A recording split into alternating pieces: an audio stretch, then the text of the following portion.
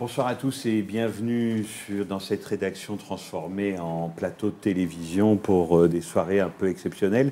Celle-là l'est doublement puisque naturellement elle n'était pas prévue, mais nous sommes tous, je crois, dans cet état de sidération douloureuse dont il faut essayer de sortir, et pour en sortir, on s'est dit qu'il fallait se remettre à parler, se remettre à réfléchir et peut-être aussi se remettre à trouver d'autres alternatives que celle toute faite qu'on nous propose depuis quelques jours. Donc 3-4 jours après les attentats à Saint-Denis et à Paris, nous nous retrouvons ici avec la rédaction de Mediapart pour proposer quelques premières pistes de réflexion et pour faire un premier bilan à la fois politique sur aussi évidemment l'avancée de l'enquête, la politique étrangère de la France et puis comment la société française, en particulier dans les milieux d'éducation, dans les école réagit à ce cycle de terreur qui semble avoir repris depuis vendredi dernier.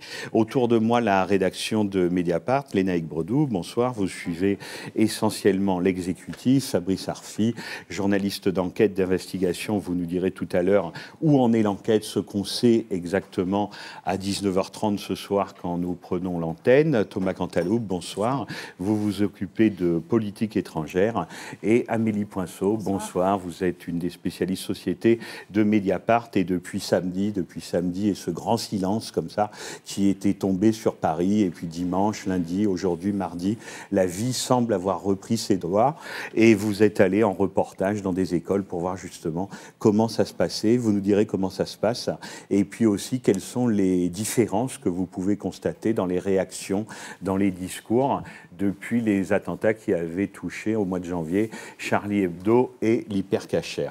Edoui Plenel, bonsoir. Bonsoir Frédéric. En quelques mots, pourquoi on a improvisé cette soirée? Pourquoi Mediapart a voulu répondre à sa façon avec ses journalistes et puis de nombreux invités qui vont nous rejoindre tout à l'heure à partir de 20h15.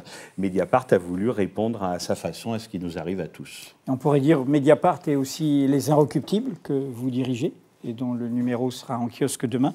Les Inrecuptibles qui, dans ce numéro, rendent hommage à Guillaume de Cherf, qui est décédé au Bataclan, qui suivait la spécialité des concerts de métal et qui avait annoncé ce concert où il a perdu la vie. Frédéric, vous tous, nous sommes ici pour défendre ce que les terroristes ont voulu tuer, ont voulu assassiner, ont voulu blesser. Une société ouverte, une société où l'on se parle, où l'on discute, une société où l'on se rencontre, où l'on se mélange, une société où l'on sort, où l'on vit, où l'on fait son chemin. Pas seulement une société abstraitement de liberté, une société de droit d'avoir des droits sans distinction d'origine, de croyance, de naissance, d'apparence, d'origine. Voilà ce que nous voulons défendre ce soir. Et ce moment, comme déjà en janvier, est un moment important pour un journal. C'est un moment où, au fond, nous tous, la rédaction de Mediapart, qui est mobilisée évidemment tout entière des vendredis autour de ces attentats, c'est un moment où, au fond, on rencontre notre responsabilité sociale, à quoi nous servons démocratiquement, notre utilité. Si dans ces moments-là, un journal n'aide pas ses lecteurs à comprendre, à se faire leur opinion, s'il ne fait que rajouter de l'émotion à l'émotion, de la haine à la haine, des peurs à la peur, évidemment, il n'est pas dans son rôle. Alors, je dis défendre ce qu'ils ont voulu tuer, c'est une société pluraliste, c'est une société où l'on peut continuer à débattre, à avoir des opinions, des divergences, des discussions. Et nous sentons bien que c'est ce moment-là que nous devons aussi accompagner par rapport à ceux qui voudraient apporter une réponse univoque d'embrigadement guerrier quand nous voudrons toujours défendre une pluralité démocratique. Est-ce que cette société ouverte que les terroristes veulent fermer, nous allons au fond leur donner raison en la fermant aux causes, à la compréhension, en la fermant à la mémoire, au passé, en la fermant au futur, un projet, des solutions, en la fermant à notre propre diversité. Un dernier mot, Frédéric. Je pensais ce soir à un homme qui disait il y a 100 ans exactement « Ils peuvent me haïr, ils ne parviendront pas à m'apprendre la haine. Cet homme, c'était Romain Rolland. C'était il y a 100 ans qu'il publiait, au moment du grand fracas guerrier dont on connaît la suite, la catastrophe, en 1915, en novembre 1915, un livre qu'il avait voulu d'abord appeler « Contre la haine », ensuite « Au-dessus de la haine » et qui finalement s'appelle « Au-dessus de la mêlée », mais ce qui ne veut pas dire qu'il était contre toute bataille, contre le militarisme allemand, contre l'impérialisme dominateur des uns, ou comme nous ne sommes pas évidemment du côté de l'abstention face au totalitarisme qui a armé les bras des tueurs. C'est important de se rappeler cela. L'idée que défendait Romain Rolland, qui fut totalement minoritaire dans l'instant, qui fut traité de traître, qui fut très seul, eh bien cette idée, c'est celle qui a sauvé, au fond, des principes après. En 1919, un an après la fin de la guerre de 14-18, autour de Romain Rolland, Albert Einstein, Stefan Zweig, Bertrand Russell, Léon Werth et plein d'autres se retrouvaient pour un manifeste qui va marquer, sans empêcher la suite de la catastrophe, l'entre-deux-guerres, la déclaration de l'indépendance de l'esprit. L'idée qu'il faut continuer à penser librement. C'est ce que ne veulent pas les totalitaires qui ont tué vendredi soir. Eh bien nous ne devons pas leur donner raison. Nous devons continuer à penser, à discuter, à débattre, à réfléchir librement. Voilà ce que je voulais dire. Merci beaucoup, Edoui. Enaïk Brodeau, vous avez suivi la réaction de l'exécutif depuis les attentats, en particulier la réunion du Congrès à Versailles, jusqu'aux questions d'actualité à l'Assemblée nationale cet après-midi. Comment on peut qualifier cette réaction? Il y a eu des critiques rares, plutôt sur la gauche, qui ont commencé à parler de tournant sécuritaire, voire de tournant ultra-sécuritaire, voire de l'instauration d'un Patriot Act à la française. Est-ce qu'on peut dire que l'exécutif, face à la crise, a pris tout de suite une posture martiale qui n'a fait que s'accroître par la suite? Effectivement, c'est ce qui s'est produit parce que dès samedi matin, François Hollande décide de réunir un conseil restreint de défense et sa déclaration, quand il en sort, est extrêmement dure. Alors évidemment, la crise, la gravité des événements oblige à une réaction grave. Là n'est évidemment pas la question, mais il choisit des mots très durs et des mots dans un registre langage très guerrier, puisqu'il qualifie les attentats de Paris et de Saint-Denis de vendredi d'actes de guerre, ce qui n'est évidemment pas anodin, commis par une armée terroriste. Donc les choix des mots ont été évidemment savamment pesés, réfléchis en amont, qui permet donc de dire que la France est en guerre, ce qu'elle était déjà, puisqu'elle avait déjà plusieurs théâtres d'opérations extérieures, mais elle est aussi en guerre sur son propre territoire national. Ce qui n'avait pas du tout été le choix en janvier, parce que l'exécutif fait aujourd'hui l'analyse que c'est autre chose, qu'on n'est pas uniquement dans une gradation, qu'on n'est pas dans une répétition, mais dans une gradation, que c'est des actes commis par l'État islamique, donc pensés depuis la Syrie, réfléchis, commandités depuis la Syrie, donc par l'État islamique, ce qui justifie cette déclaration très très guerrière. Et c'est de ce raisonnement que découlent les décisions qui ont été prises depuis, qui instaurent, il faut le dire, un véritable état d'exception, parce qu'ils ont non seulement décrété l'état d'urgence dans la nuit de vendredi à samedi pour pouvoir avoir une latitude plus grande dans les moyens d'enquête, et notamment les perquisitions administratives, les assignations à résidence, etc. Mais la décision lourde qui a été prise, c'est deux choses. C'est d'abord demander la prolongation de l'état d'urgence pour 3 mois, ce qui est une durée extrêmement longue. Le projet de loi sera présenté demain. Il sera aussi un peu amendé pour notamment inclure certains champs du renseignement dans l'état d'urgence, ce qui n'est pas le cas aujourd'hui puisque la loi date de 1955. Et la deuxième chose, c'est évidemment d'annoncer un changement de la Constitution, qui est l'annonce principale qui a été faite hier lors de la réunion du Congrès, qui est elle-même exceptionnelle, évidemment. Et annoncer un changement de Constitution après des attentats est une décision extrêmement grave. C'est pas du tout ce qui a été fait dans les années 80, ni en 1995. Donc c'est vraiment une décision lourde prise par le président de la République de réagir à ces événements par un changement de la Constitution, c'est-à-dire ce qui constitue évidemment les règles de vie commune dans ce pays. Qui, vu de l'étranger, surprend tout le monde, parce que changer la loi fondamentale pour un événement, fut-il très dramatique, mais qui a des causes, qu'il faut combattre, qui est de l'ordre de la police, du renseignement, surprend un Américain, un Anglais, un Allemand. Évidemment, et d'autant plus que il y a des références, des parallèles inévitables avec les choix qui ont été faits par George W. Bush en 2001. Évidemment, François Hollande n'est pas à Bush. La question n'est pas celle-là. D'ailleurs, hier, il a pris soin de se démarquer sur certains points. Il a refusé de parler de guerre de civilisation. Il refuse, contrairement à son Premier ministre, de parler d'ennemis de l'intérieur. Il n'utilise plus l'expression de guerre contre le terrorisme qu'il a déjà utilisée par le passé. Mais évidemment, tout son choix et tout le champ dans lequel il est baigne évidemment dans un néoconservatisme évident. Il y a même des parallélismes de certaines phrases. Et de toute façon, ce choix-là de changer la Constitution en y incluant deux choses qui ne sont vraiment pas anodines, c'est-à-dire de mettre l'état d'urgence dans la Constitution, parce qu'aujourd'hui, on a les pouvoirs exceptionnels et l'état de siège. Donc l'état de siège, c'est le transfert d'une partie du pouvoir politique au pouvoir militaire. Les pouvoirs exceptionnels, c'est vraiment le chef d'État. C'est l'article 16. L'article 16, c'est le président de la République décide de tout seul. Donc là, ce serait une voie intermédiaire qu'on inscrit dans la Constitution, qui pourrait s'appeler état de sécurité, comme a dit le Premier ministre aujourd'hui. Et une deuxième chose sur la nationalité, enfin sur les binationaux, qui sont aussi des décisions extrêmement lourdes, puisqu'il s'agit pour la première de dire que des binationaux pourraient être déchus de leur nationalité même s'ils sont nés français et qu'on pourrait les empêcher de rentrer sur le territoire national parce qu'ils ont deux nationalités, même s'ils sont nés français, encore une fois. Ce qui est une vraie rupture sur le droit du sol, tout simplement.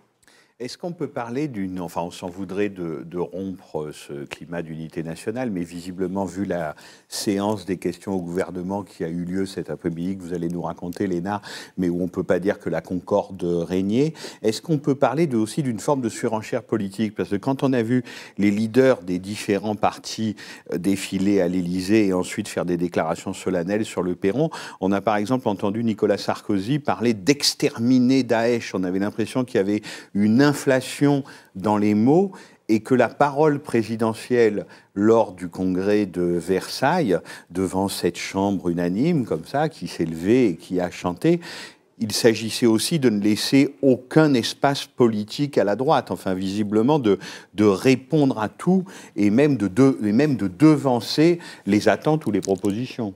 C'est ça, en fait, au-delà de la décision politique lourde, il y a évidemment un jeu politique, tactique, voire politicien peut-être, mais en tout cas de ne laisser aucun espace politique à la droite, puisque l'essentiel, les propositions qui ont été avancées, qui ont été soumises par le président de la République lundi, sont des propositions qui viennent de la droite, voire de l'extrême droite.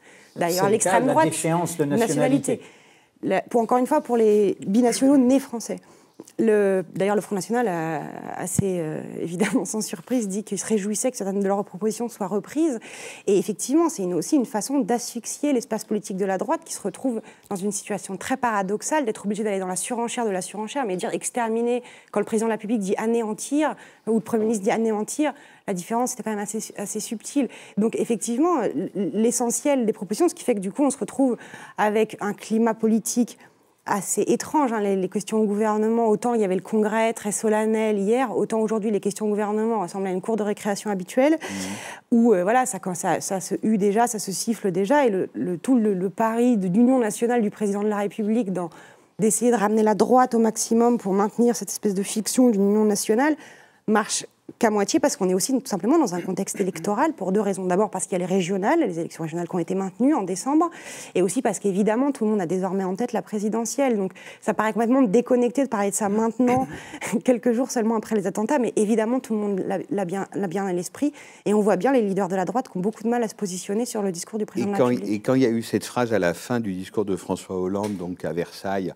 quand il annonçait donc des mesures d'exception, mais y compris des embauches massive, autant vers la police que vers l'armée, etc. Enfin, revitaliser financièrement notre appareil de défense, visiblement, qui était quand même plutôt dans une période de vache maigre. Et quand il dit que le pacte de sécurité l'emporte sur le pacte de stabilité qu'il était question de remettre en cause pendant même la campagne électorale de 2012, comment analyser ça et comment ça a été perçu lors de cette réunion au Congrès? C'est-à-dire qu'on voit bien que parler de tournant sécuritaire, ce serait oublier les lois qui ont été faites depuis le début du quinquennat. C'est-à-dire la tonalité sécuritaire la politique du gouvernement est évidente depuis le début, mais là on franchit réellement un cap au point de s'affranchir d'un de leurs mantras depuis le début du quinquennat, qui est on va respecter l'objectif de 3% de déficit auprès duquel on s'est engagé à Bruxelles, tout simplement. Sur lequel ça valait pour l'éducation, ça valait pour la politique de la ville, ça valait pour les questions sociales, ça ne vaut pas pour la sécurité. Voilà, c'est la sécurité. Donc voilà, après le pacte,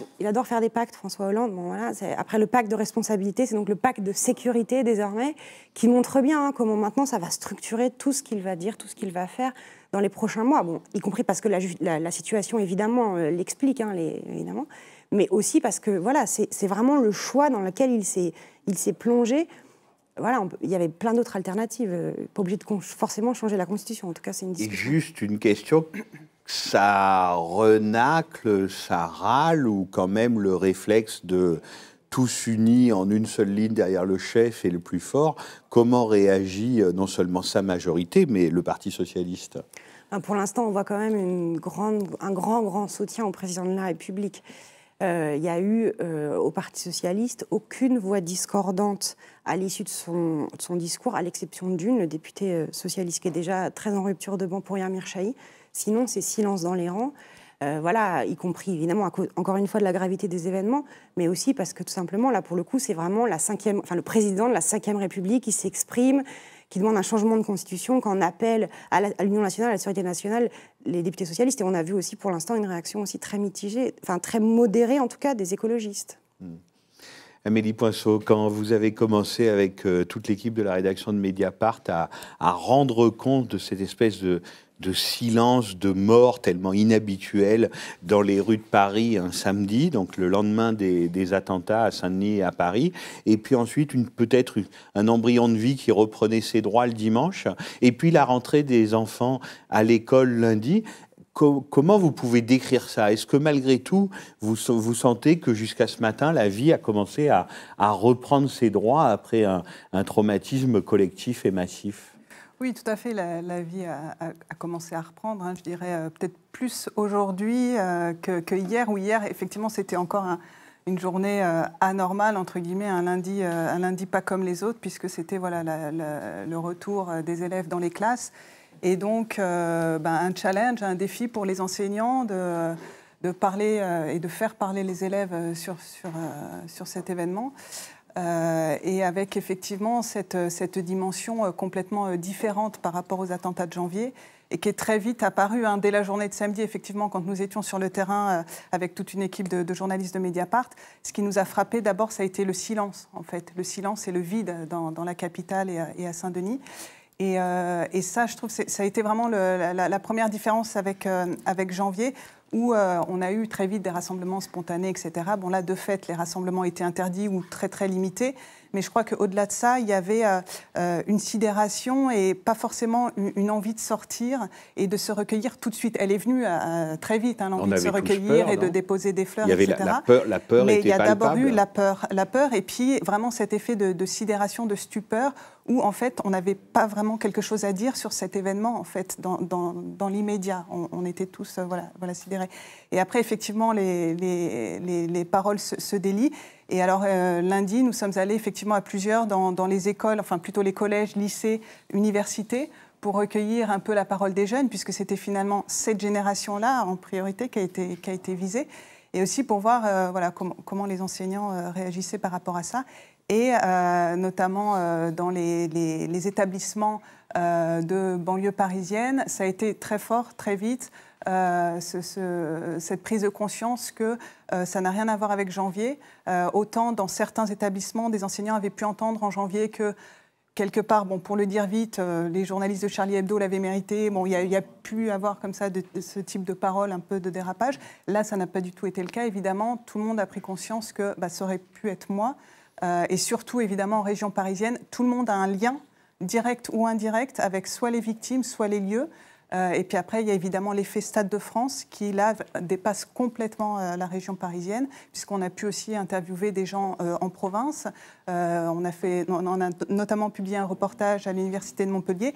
Et là, on comprend bien l'impact, la dimension, en fait, de ces attaques au Stade de France. Là, ça dépasse, ça transcende complètement les milieux sociaux, les origines. D'autant plus que là, les kamikazes se sont fait sauter soit aux abords, dans les portes où ils ont été été bloqués du Stade de France, soit au café ou dans les rues de Saint-Denis, qui est vraiment la ville populaire par excellence aux portes de Paris. Tout à fait. Et c'est vrai que moi, ce que j'ai entendu, notamment en me rendant dans le 93, en fait, en Seine-Saint-Denis, c'est que, par exemple, la salle de concert du Bataclan n'était pas forcément un lieu fréquenté par les jeunes que j'ai rencontrés.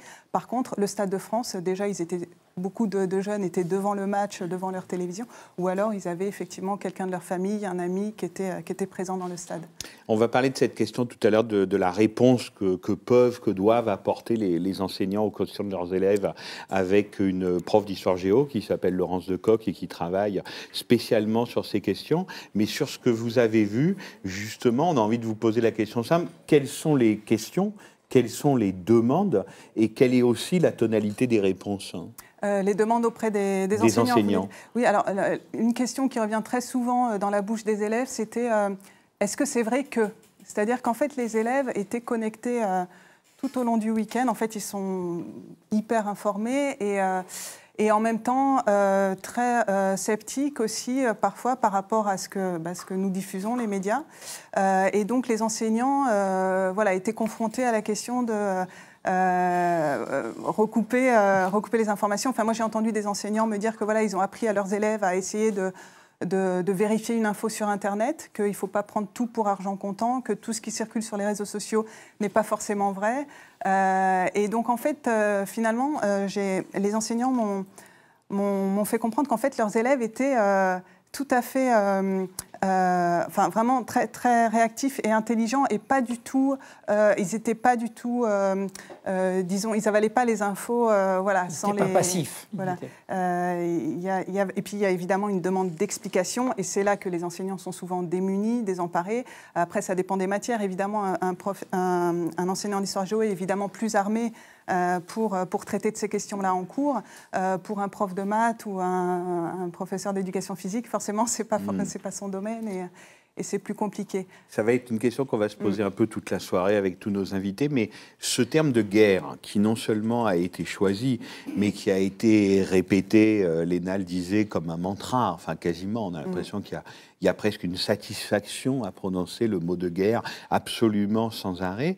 Là, quel effet ça peut faire sur des enfants et quelles réponses peuvent apporter les gens qui sont chargés de les encadrer scolairement?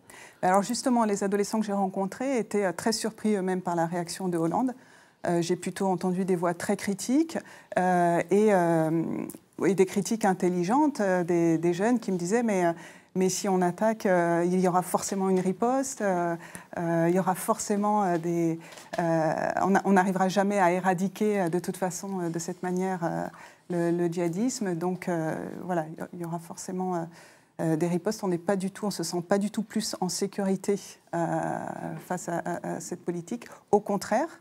Et ces débats-là ont pu se produire en classe aussi. Et c'est ça que je trouvais assez intéressant. C'est que vraiment les enseignants que j'ai rencontrés ont laissé un vrai temps de parole pour ce débat-là. Et finalement, ça a été aussi encouragé par leur hiérarchie. Mais de fait, il y a eu des débats en classe et des opinions contradictoires et beaucoup d'opinions très critiques vis-à-vis de la politique étrangère de François Hollande. On reviendra tout au long de la soirée sur cette réponse dans sa diversité, peut-être plus diverse que ce que relaient les médias de la société. Fabrice Arfi, qu'est-ce qu'on peut dire là aujourd'hui? Il y a encore quelques heures, on parlait d'une voiture découverte dans le 18e arrondissement, place Albert Kahn, qu'aurait occupé peut-être une nouvelle équipe, en tout cas inconnue par Perret jusqu'à présent, de terroristes. Où en est l'enquête? Alors... Il faut bien comprendre que dans un moment comme celui-là, on est dans un moment de surinformation journalistique. Et tout le monde, d'ailleurs, a, de la même manière qu'on a besoin de pleurer, on a besoin de savoir. Et donc, tout le monde saute sur les sites, sur les réseaux sociaux. Et ce sont dans des moments comme ça de tempête d'information où beaucoup de choses se disent, se lisent, beaucoup de choses fausses, évidemment. qui peuvent gagner un certain nombre de médias. Et donc nous, le parti qu'on a pris à Mediapart, c'est de traiter le plus cliniquement possible, le plus froidement possible, avec le plus de prudence possible, que ce soit dans nos articles ou dans le live que nous alimentons depuis vendredi soir, les informations. Le point principal d'un point de vue d'enquête, il a été fait dimanche par le procureur de Paris, qui est celui qui pilote l'enquête judiciaire sur un statut particulier, qui est donc dans un cadre de justice déjà d'exception, puisque l'antiterrorisme est une justice d'exception, qui est l'enquête préliminaire. Donc il n'y a pas de juge d'instruction qui est pour l'instant désigné. Il y a plusieurs services enquêteurs. Les dernières informations dont vous faites part par rapport à cette voiture qui a été retrouvée avec un contrat de location qui porte le nom de l'un des terroristes activement recherchés, à savoir Abdeslam Salah, qui est traqué à la fois en France, en Belgique, qu'on ne trouve pas, qui est considéré comme le 8e terroriste, sachant que les 7 précédents sont morts, dont 5 ont été formellement identifiés. Ce qu'il y a d'intéressant, c'est que la voiture a été trouvée dans le 18e arrondissement de Paris. Or, le 18e arrondissement de Paris a été ciblé dans le communiqué de revendication de l'État islamique, qui s'est dit fier dans cette logorée complètement folle concernant les rues malodorantes de Paris ou du Bataclan, qui est présenté comme un temple de la perversion et de l'idolâtrie, d'avoir commis des attentats dans le 10e, dans le 11e et le 18e. Manifestement, il y a quelque chose qui n'a pas eu lieu, qui aurait dû peut-être avoir lieu dans le 18e arrondissement de Paris. Au-delà de toute cette accumulation d'informations, de noms qui se superposent à des noms, de concepts à des concepts, de perquisitions à des saisies, il y a un enjeu pour nous d'essayer de trouver quel est le sens de l'information dans tout cela. Et évidemment, la question cruciale qui est sur le bord de beaucoup de lèvres, qui est abordée dans un certain nombre d'articles ici ou là, c'est est-ce que nous ne sommes pas, une fois de plus, face à une énorme défaillance, une faillite totale des services de renseignement, des services sécuritaires dans cette affaire. La faillite, elle peut être, entre guillemets, coupable ou pas. Ça peut être de l'incompétence, ça peut être de la mauvaise organisation, ça peut être aussi parce que, évidemment, face à une menace aussi nouvelle et imprécise, on ne sait pas comment faire. Et on est dans un moment, et je dois le dire là, ce soir, pour que les gens comprennent ce que c'est le travail dans ce... Léna a dit c'est un état d'exception, c'est un état d'urgence, c'est aussi un état un peu d'exception journalistique. Nous, à Mediapart, on a actuellement 2 enquêtes, à savoir une information non connue et une enquête que nous ne publions pas à la demande des autorités. Voilà pour, je ne sais pas si ce que je dis là peut provoquer une sorte de débat médiatique. Nous ne le faisons pas. Pourquoi ? Parce que les autorités nous ont supplié de ne pas publier les informations parce qu'elles étaient de nature à entraver l'enquête. Évidemment, nous n'avons pas la moindre intention d'être irresponsables. Donc si on nous dit ça, et on ne veut pas qu'il y ait une mauvaise polémique qui puisse être déclenchée parce que nous aurions accompagné la fuite de je ne sais qui ou entravé une enquête en cours. Pour autant, la question se pose vraiment, parce que dans les enquêtes que nous avons, elles peuvent questionner et documenter des faillites, des ratés. Et on assiste, de ce point de vue, à des similitudes vis-à-vis de l'affaire Kouachi, Koulibaly, Charlie Hebdo, l'hyper-cachère de la porte de Vincennes. Alors, ce n'est pas le même mode opératoire, mais on est quand même dans des schémas où, à chaque fois, c'était le cas pour Mera, c'était le cas pour la tuerie du musée juif de Bruxelles, les terroristes sont connus, sont surveillés, et pour certains sont même traités par les services. On découvre que certains font des allers-retours en Syrie, qu'ils reviennent sans problème, qui ont tous un peu ce passé parfois lié à des délits de droit commun.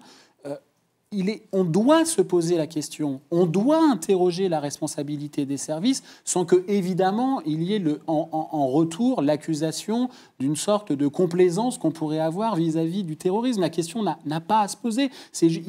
Dans cet état de guerre, ce mot, de mon point de vue, fou, qui est imposé au débat public, où tant qu'on n'est pas ultra sécuritaire, ça veut dire qu'on est complaisant vis-à-vis du terrorisme, il ne faut pas qu'il y ait un journalisme de guerre.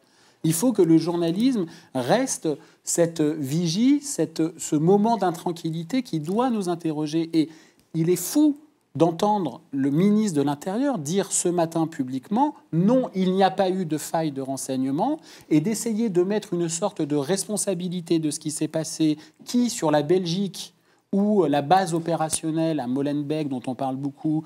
En effet, il y a des choses. Et sur la Syrie, où tout a été pensé comme si rien n'avait eu lieu en France, comme s'il n'y avait pas eu de radicalisation, de formation, d'entraînement, ce qui voudrait dire que donc, on n'a pas tellement failli que ça, et d'ailleurs le ministre dit, et qu'il n'y ait pas un sursaut du Parlement qui ne sert que de décorum dans cette histoire, avec un président de la République qui annonce tout seul qu'on est en guerre, qu'un ministre de l'Intérieur, le Premier ministre, pardon, M. Valls, dit dès samedi, on est en guerre. On a demandé à qui ? Pour qu'on envoie la guerre, pour qu'on bombarde des villes racailles qu'on a bombardées. C'est une ville où il y a 500 000 habitants. Bon, est-ce que ce sont des guerres qui ne sont pas des reproductions des guerres précédentes qui ont été des échecs et qui, pour partie, ont enfanté la barbarie à laquelle nous sommes confrontés ? Est-ce que, du point de vue de la faille sécuritaire, il ne serait pas normal de se poser la question, comme les États-Unis l'ont fait avec la grande commission d'enquête après le 11 septembre, et d'enquêter là-dessus, au lieu de mettre la poussière sur le tapis et à chaque fois de dire « il ne s'est rien passé, tout va bien ». Mais non, tout va pas bien.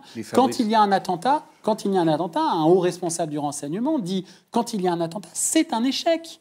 Voilà. Mais donc, il faut regarder froidement les faits pour pouvoir régler et pas faire semblant et de la communication. Vous avez raison sur le diagnostic général, mais depuis quand même quelques jours, on entend alors des experts en renseignement, je ne suis pas assez qualifié pour savoir ce qu'ils valent, etc.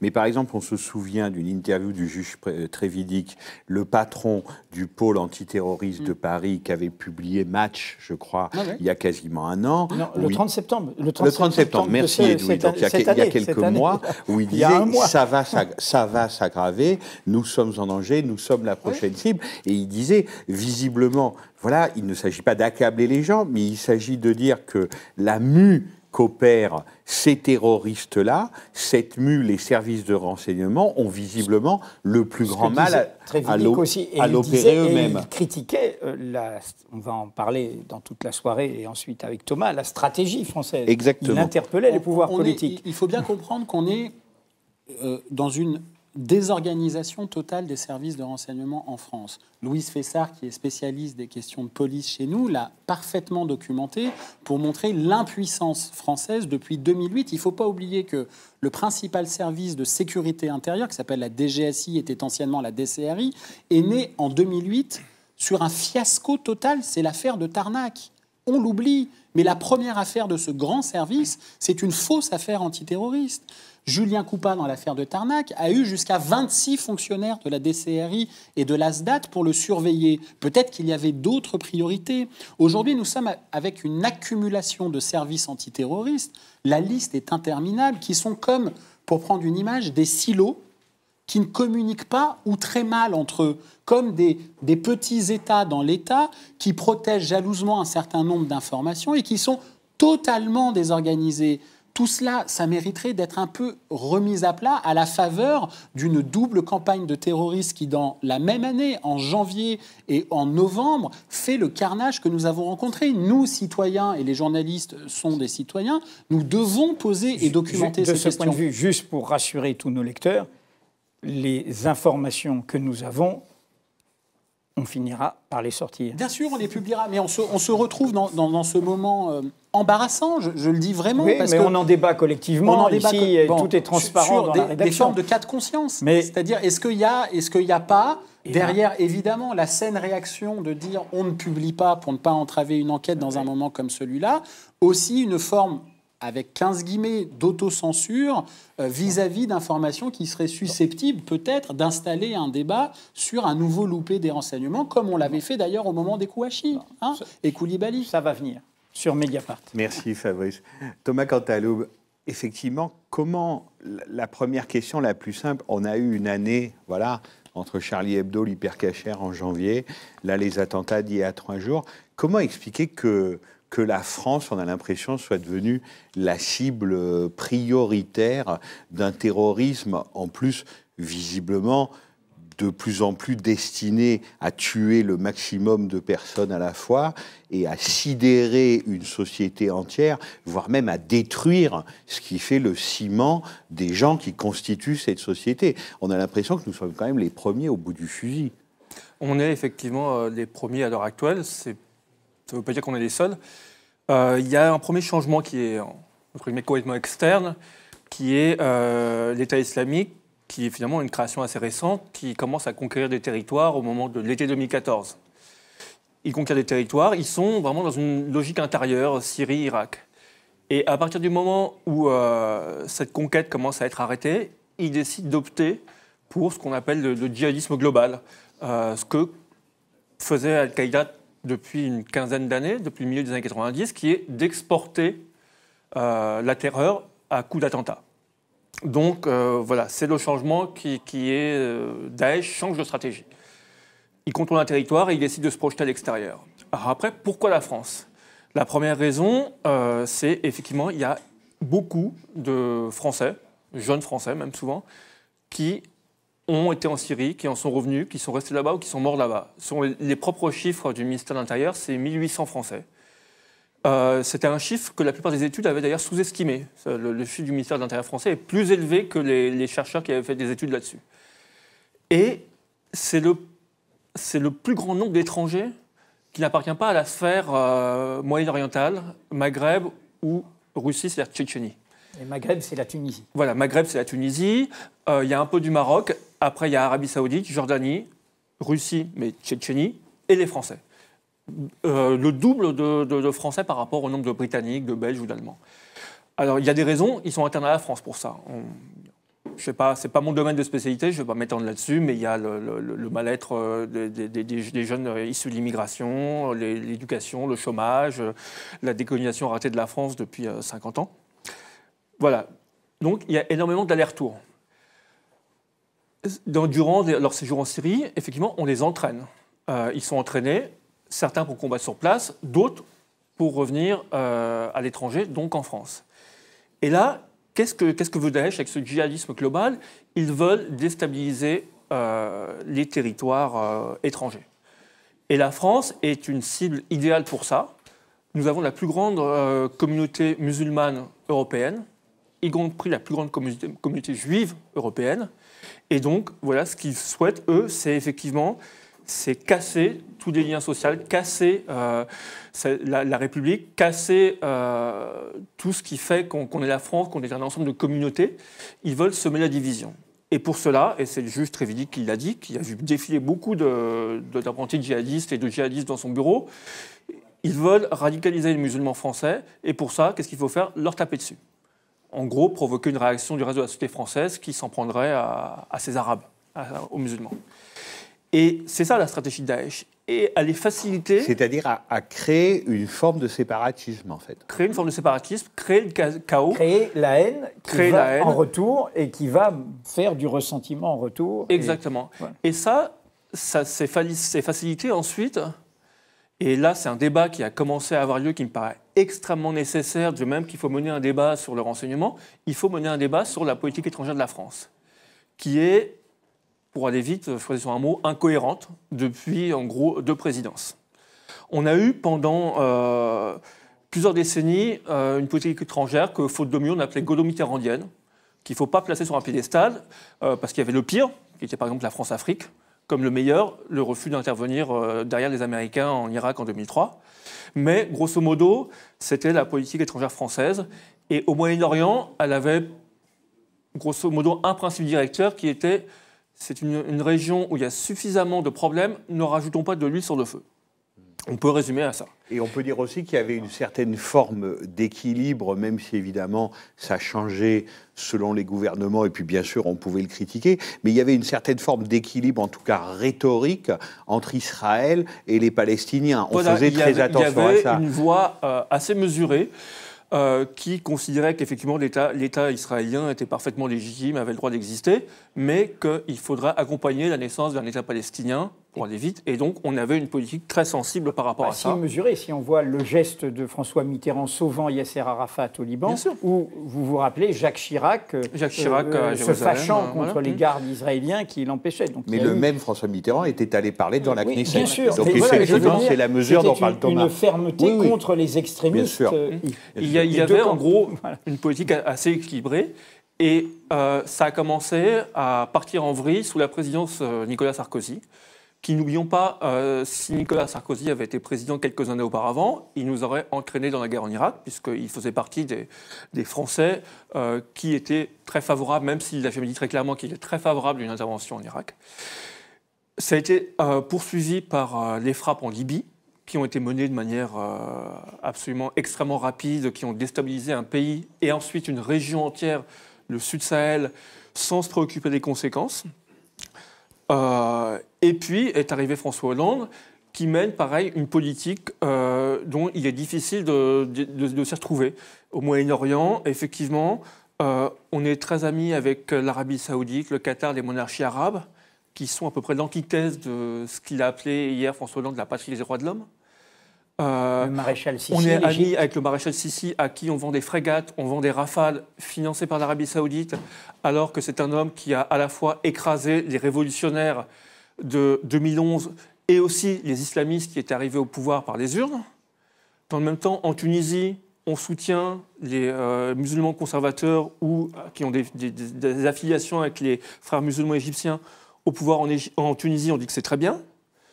On a, après avoir eu effectivement des décennies de politique mesurée entre Israël et Palestiniens, on a complètement pris le parti du gouvernement de Benjamin Netanyahou lors de la guerre de Gaza.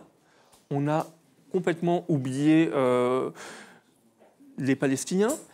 Et donc, on a une politique qui est faite d'incohérence, beaucoup d'ignorance aussi. Et on arrive à la Syrie. Bachar al-Assad est notre ennemi. On va même jusqu'à une surenchère dans la rhétorique. Laurent Fabius disant que Bachar el-Assad n'aurait pas dû naître. Rappelons que Bachar el-Assad était l'invité du défilé du 14 juillet 2008 en France sur les Champs-Élysées par Nicolas Sarkozy. Donc cet homme qui était l'invité de la nation en 2008, aujourd'hui n'aurait pas dû naître. Moi, je comprends mal. Et maintenant, c'est Daesh est notre ennemi avant tout. Donc on va bombarder Daesh. Mais pourquoi on ne bombarde pas Damas? Voilà. Il y a une absence de ligne directrice. Et en gros, la politique étrangère peut être faite de deux composantes. Soit on a des principes très forts qu'on assume et on estime que c'est absolument intangible, on s'y tient mordicus. Soit on a une politique de réalisme, de réel politique totale, et on s'adapte. Et la France n'a aucune des deux. Justement, ces questions que j'allais vous poser, Thomas, pour conclure. On va parler de toutes ces questions avec un spécialiste de la Libye, un autre de l'Irak, une autre de l'Égypte, une autre de la Syrie tout à l'heure à partir de 21h30. Mais on a presque envie de vous poser des questions en termes d'efficacité. Parce que, par exemple, vous le rappeliez dans un de vos derniers articles de Mediapart, François Hollande adore répéter cette phrase qu'il a prise à George Bush, qui est en gros de dire « il faut faire la guerre là-bas pour que le terrorisme ne s'installe pas ici. Il faut intervenir à l'étranger pour pas qu'on nous fasse la guerre sur notre territoire. » Alors là, évidemment, on s'en voudrait encore une fois de rompre ce beau climat d'union sacrée, mais on se dit que visiblement, là, le fiasco est total, vu l'année que nous venons de passer, nous Français. Moi, je suis atterré. J'ai vécu aux États-Unis en tant que correspondant étranger de 2003 à 2008, donc durant toute cette période post-11 septembre, puis invasion de l'Irak. Et je revois les mêmes choses se dessiner. Et avec la rétrospective, j'ai envie d'être provocateur et de dire, mais Bush avait peut-être l'excuse d'être le premier à être confronté à ça, et il a fait des erreurs monumentales. Mais là, on a 14 ans de recul par rapport à 11 septembre 2001, par rapport à la faillite des services de renseignement, par rapport à une invasion, enfin deux invasions, l'invasion de l'Afghanistan, dont on peut débattre qui pouvait être justifiée ou pas. Il y avait quand même, effectivement, le régime des talibans abritait Al-Qaïda, son organisation, mais après l'abandon de l'Afghanistan, puisqu'on est intervenu, on a commencé à mettre des choses en place, on a abandonné. Pourquoi? Pour partir en Irak. Et l'Irak, c'est pour vraiment reprendre une terminologie qui plaisait beaucoup à Saddam Hussein. Aujourd'hui, quand on regarde 2003, c'est la mère de toutes les batailles. C'est la Syrie aujourd'hui, c'est Daesh. Tout part de cette invasion de 2003, une radicalisation. Mohamed el-Baghdadi, le calife, puisque c'est ainsi qu'il s'appelle, le calife, le chef de Daesh, c'est quelqu'un qui émerge dans les prisons américaines en Irak. Et voilà, et on a ce recul. On a ce recul de qu'est-ce que font les bombardements civils en Afghanistan, puisqu'en Afghanistan, il y a eu énormément de morts civiles dans des bombardements faits par erreur dans des villages où on pensait cibler des groupes terroristes et en fait on bombardait des salles de mariage. On a alimenté les talibans. En Irak, pareil. Qu'est-ce que ça a fait l'invasion américaine, les boots on the ground, les soldats sur le sol, les bombardements venus du ciel? Toute une partie des sunnites irakiens se sont éloignés, se sont radicalisés. Et aujourd'hui, Daesh, il ne faut pas oublier, Daesh, c'est des islamistes radicaux, mais c'est aussi des anciens soldats de Saddam Hussein. Des gens, une fois l'invasion de 2003, qui auraient pu être réintégrés dans un nouvel État irakien, mais qui ont été chassés par les Américains, et qui, du coup, maintenant, voilà, c'est un désir de vengeance, c'est tout ce qu'on veut, c'est le désir de perpétuer la guerre, mais qui se sont rangés aux côtés de Daesh. Donc on a 14 ans de recul, et moi je suis atterré de voir que le Premier ministre, le Président de la République, non seulement répète des phrases qui ont été dénoncées à l'époque par la gauche française, mais des actions qu'on n'aurait jamais imaginé prendre et qui ont été combattues par la France à une certaine époque. Voilà, donc, avant de laisser ma place à Joseph Confavreux, et je sais que le temps presse, on a, dans tout ce qui a été dit, une illustration de ce qu'on veut faire à Mediapart. Avoir de la mémoire, avoir de l'histoire, un journalisme durable, un puzzle qui permet de comprendre, face à une politique qui semble sans mémoire et sans projet, qui est dans l'immédiateté, dans la tactique. On l'a vu avec ce que nous disait Léna sur le discours pour enfermer la droite au Congrès, et qui nous met en péril, nous met en danger. C'est pour ça que nous sommes, je l'espère, au rendez-vous collectivement de notre mission. Je ne relance pas Thomas là-dessus parce qu'on va encore une fois, on va en parler tout à l'heure et puis le temps presse, je vais vous expliquer pourquoi. Mais on parlera aussi visiblement d'une nouvelle inflexion de la politique étrangère de la France, puisqu'on n'en a pas parlé, mais là il n'a échappé à personne que le côté ni Daesh ni Bachar, pour résumer, était voilà, il a un virage à 180 degrés. Là, Hollande va rencontrer Vladimir Poutine très prochainement, dans les jours qui viennent, pour bâtir une coalition États-Unis, Russie, France. Merci beaucoup à tous les quatre. Merci Edoui. Je vous presse pourquoi? Parce que je le vois sur l'écran de contrôle. Je ne sais pas si vous nous recevez déjà par Skype. Vous êtes là. C'est le témoin qui va ouvrir la seconde partie de cette émission. Il s'appelle Mourad Benchelali. C'est l'un des détenus français de Guantanamo. Il est en direct, il est en direct de Bruxelles où il donnait une conférence au Conseil de l'Europe parce qu'il est devenu un expert en déradicalisation. Et donc, ça sera lui qui commencera ce premier plateau que je vais animer avec Joseph Confavreux, justement consacré aux réactions dans leur diversité de la société française à ce qui nous est arrivé à tous. Ça sera notre premier expert. On va interrompre ce live 1 ou 2 minutes. Vous restez là, Monsieur Benchelali. On va vous prendre en direct dans 2-3 minutes, le temps de changer l'organisation. On se retrouve tout de suite.